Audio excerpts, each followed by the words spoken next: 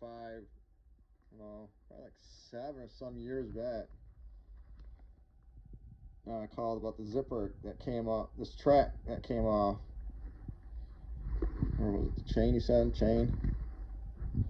So I sewed it and used super glue. Good to go. Like here, for a little while, I stopped zipping up past this part because I was wanting to catch. Like it was getting a little tough pulling in this area.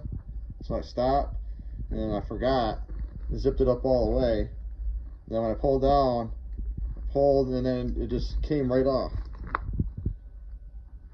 Well, it's probably because this thread was slowly coming undone. Probably, sometimes it'd be like that, and I'll be trying to unzip and forget about having it straight to where it unzips easy. It seems a little loops. It likes to be a little tougher.